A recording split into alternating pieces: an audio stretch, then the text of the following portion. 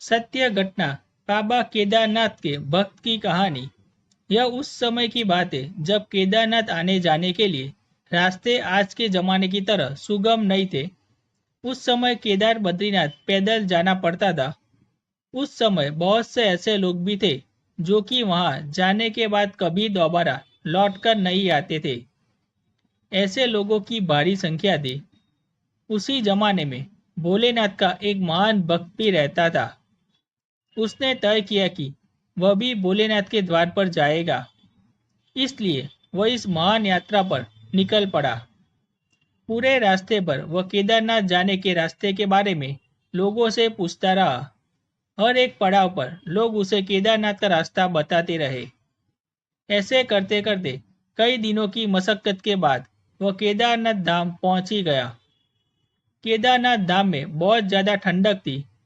जिस समय वह केदारनाथ धाम पहुंचा था, उस समय संयोगवश उसे कुछ ऐसा सुनने को मिला जिसके चलते वह बहुत उदास हो गया। दरअसल उसे केदारनाथ मंदिर के पुजारी से यह पता चला कि वह भक्त थोड़ा गलत समय पर आया है, क्योंकि दिवाली का पूजन हो चुका है, इसलिए अब मंदिर के कपाट भी बंद हो चुके हैं।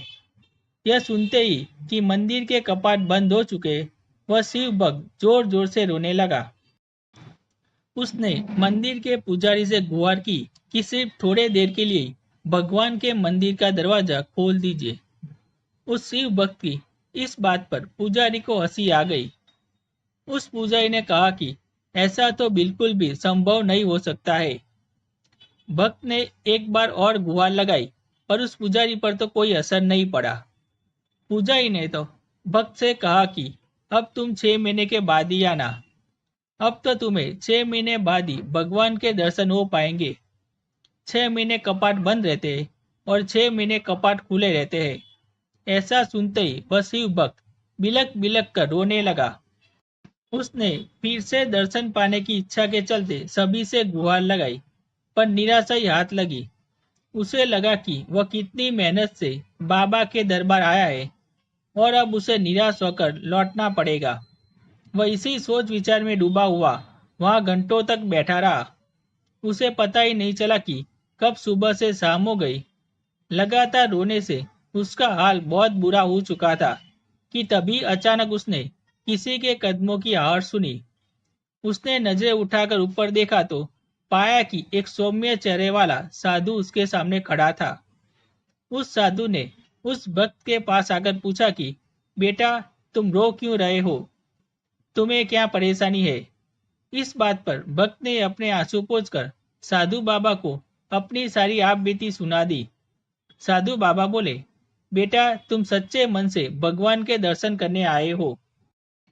तुम्हारे मन में कोई भी तरह का छल कपट नहीं है। मैं तुम्हें आश्वासन देता हूँ कि तुम्हें भोलेनाथ के दर्शन जरूर होंगे। तुम ईश्वर पर भरोसा रखो।